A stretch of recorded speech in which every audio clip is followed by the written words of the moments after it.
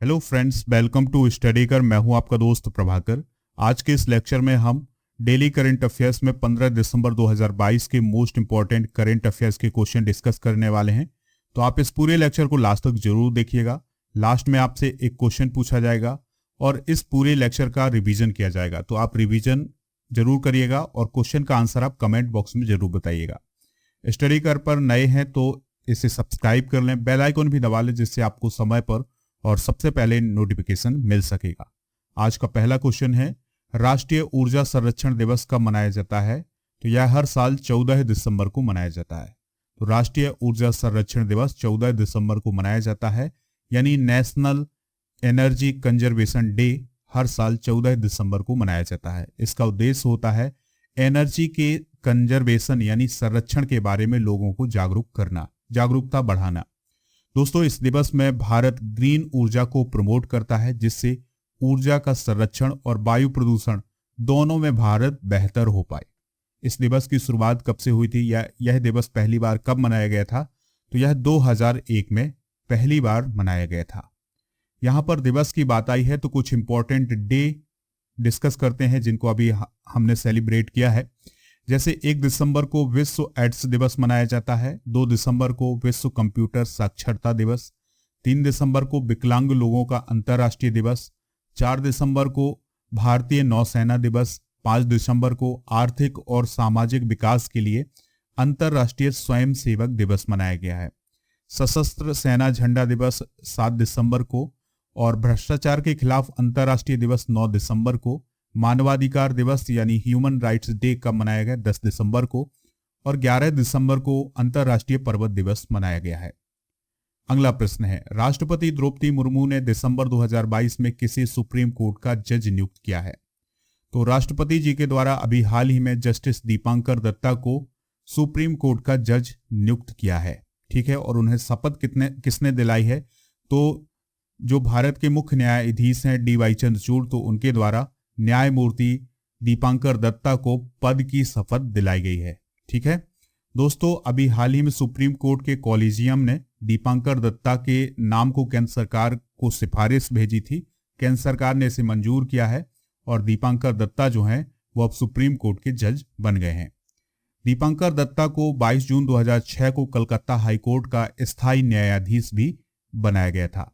इस नियुक्ति के साथ सुप्रीम कोर्ट में अब 28 जज हो गए हैं। और अधिकतम जज कितने हो सकते हैं सुप्रीम कोर्ट में? तो दोस्तों 34 जज हो सकते हैं, जिसमें से 28 वर्तमान में है।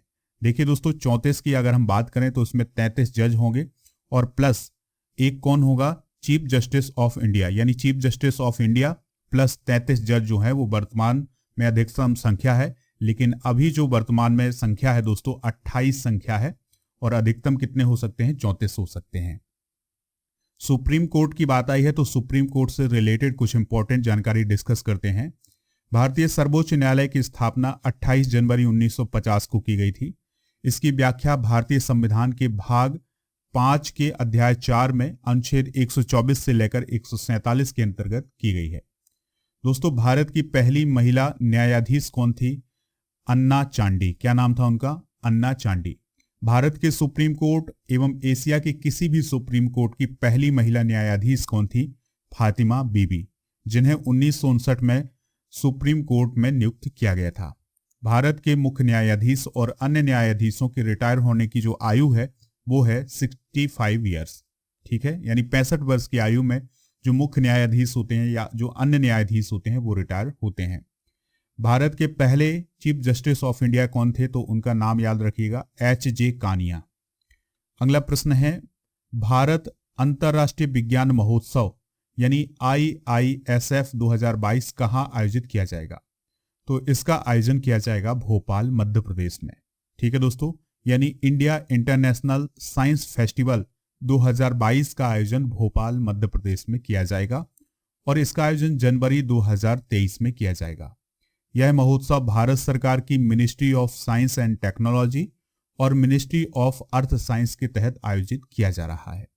दोस्तों, IISF विज्ञान का एक ऐसा उत्सव होगा जो समाज से जुड़ने का साधन बनेगा। इस महोत्सव में जो यूथ हैं, जो स्टूडेंट हैं और जो नए वैज्ञानिक हैं वो इसमें हिस्सा लेने वाले हैं और अपने अपने विचार इसमें रखेंगे। अगला प्रश्न है, पीएम मोदी ने कहाँ श्री अरबिंदो की जयंती के उपलक्ष्य में एक कार्यक्रम में भाग लिया है? तो अभी हाल ही में श्री अरबिंदो की जयंती के उपलक्ष्य में पुदुचेरी में कार्यक्रम का आयोजन हुआ था और उसमें प्राइम मिनिस्टर नरेंद्र मोदी ने हिस्सा लिया था।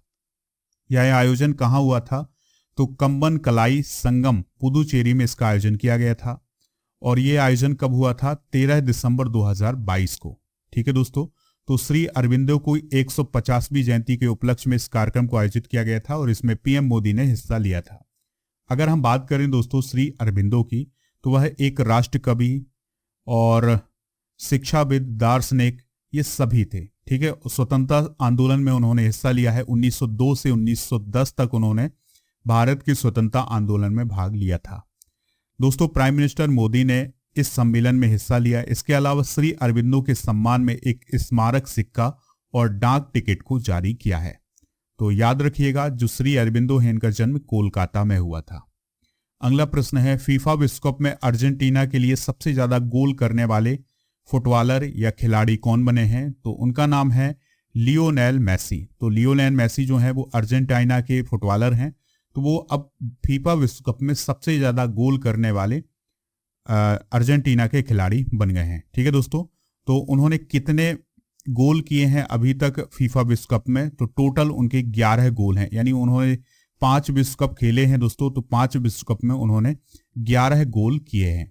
ठीक है, इसके अलावा जुर्गन क्लिंसमैन के भी 11 गोल हैं, यानी जुर्गन क्लिंसमैन का उन्होंने जो रिकॉर्ड है उसकी बराबरी की है।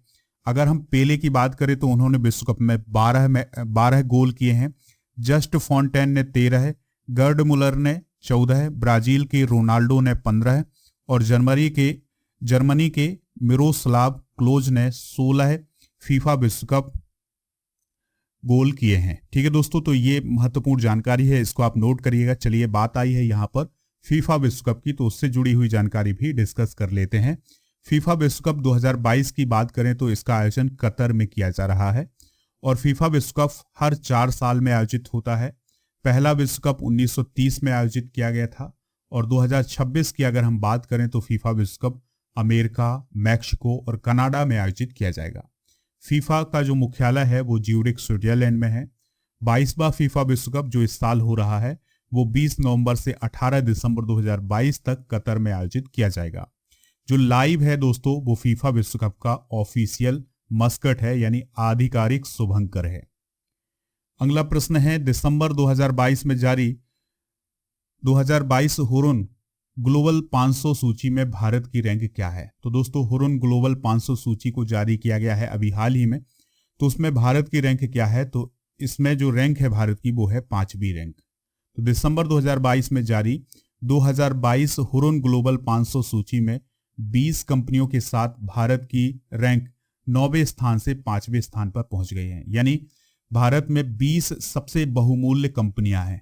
ठीक है, तो इस कंपनियों के साथ भारत की जो रैंक है वो 9वें स्थान से 5वें स्थान पर आ गई है।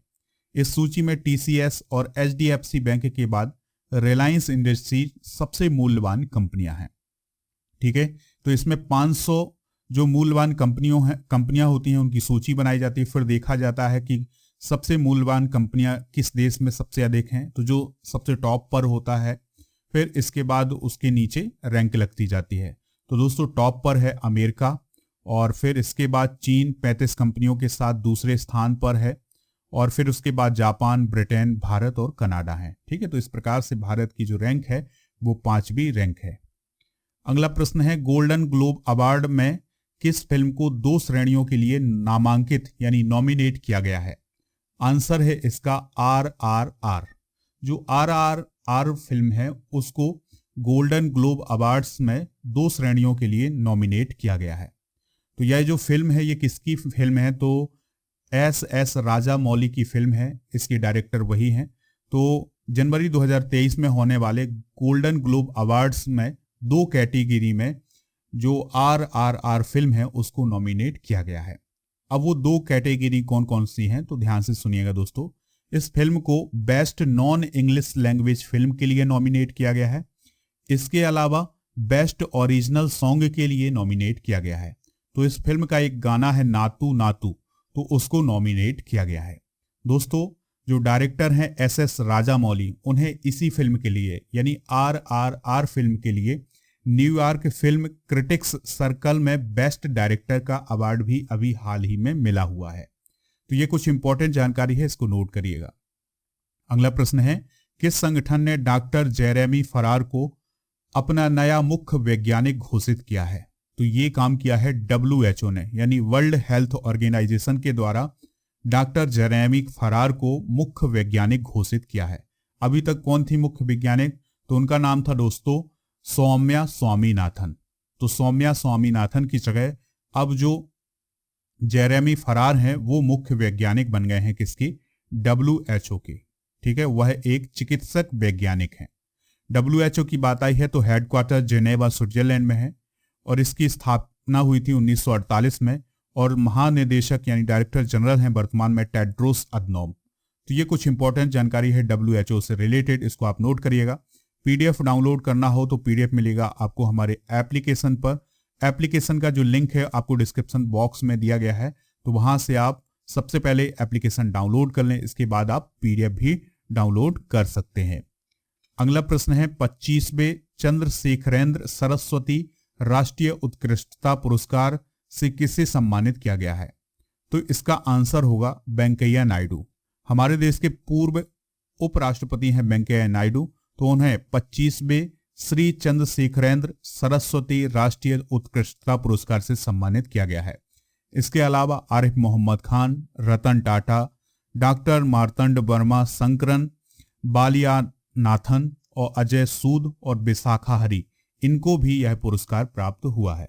दोस्तों, यह पुरस्कार दक्षिण भारतीय शिक्षा सोसाइटी के द्वारा 1998 में कांची के दिवंगत श्री चंद्रशेखरेंद्र सरस्वती की स्मृति में स्थापित किया गया था, यानी इस पुरस्कार की स्थापना 1998 में हुई थी। लास्ट प्रश्न है, किस राज्य में 438 नम्मा क्लिनिक का उद्घाटन किया गया है?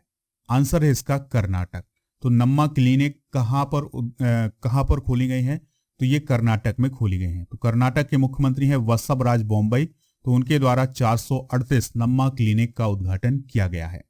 राज्य सरकार शहरी गरीबों को प्राथमिक स्वास्थ्य सेवाएं देने के लिए इस स्कीम को ला रही है और ये क्लिनिक खोल रही है। ठीक है दोस्तों, यदि किसी रोगी को उच्च उपचार की आवश्यकता होगी, यानी अधिक इलाज की जरूरत होगी, तो क्लिनिक के डॉक्टरों के द्वारा उसे एक अच्छे अस्पताल में भेजा जा सकेगा। ठीक है दोस्तों, तो जो प्राथमिक स्वास्थ्य सेवाएं हैं वो नम्मा क्लिनिक में उपलब्ध कराई जाएंगी। जैसे दोस्तों आप इसको रिलेट कर सकते हैं दिल्ली की मोहल्ला क्लिनिक से।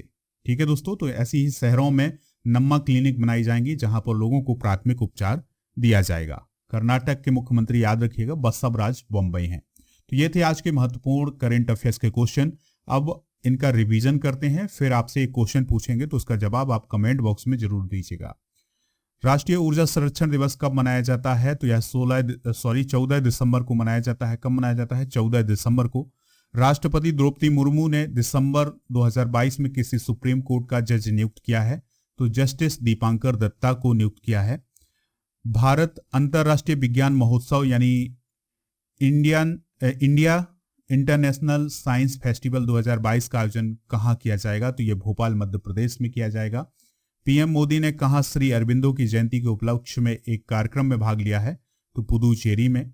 फीफा विश्व कप में अर्जेंटीना के लिए सबसे ज्यादा गोल करने वाले खिलाड़ी कौन बने हैं? लियोनेल मेसी बने हैं। इसके अलावा दिसंबर 2022 में जारी 2022 हुरुन ग्लोबल 500 सूची में भारत की रैंक क्या है? तो भारत की रैंक 5वीं है। गोल्डन ग्लोब अवार्ड्स में किस फिल्म को 2 श्रेणियों में नॉमिनेट किया गया है? तो RRR को नॉमिनेट किया गया है। किस संगठन ने डॉक्टर जेरेमी फरार को अपना नया मुख्य वैज्ञानिक घोषित किया है? तो WHO ने नया मुख्य वैज्ञानिक घोषित किया है। 15वें श्री चंद्रशेखरेंद्र सरस्वती राष्ट्रीय उत्कृष्टता पुरस्कार से किसे सम्मानित किया गया है? तो वेंकैया नायडू को सम्मानित किया गया है। किस राज्य में 438 नम्मा क्लिनिक का उद्घाटन किया गया है? तो यह उद्घाटन कर्नाटक में किया गया है। अब आपसे एक क्वेश्चन पूछा जा रहा है जिसका आंसर आपको कमेंट बॉक्स में देना है। फीफा विश्व कप में अर्जेंटीना के लिए सबसे ज्यादा गोल करने वाले खिलाड़ी कौन बने हैं? Cristiano Ronaldo, Neymar, Lionel Messi, Paulo Dybala. तो जो भी इसका राइट आंसर हुआ आप कमेंट बॉक्स में जरूर बताइएगा।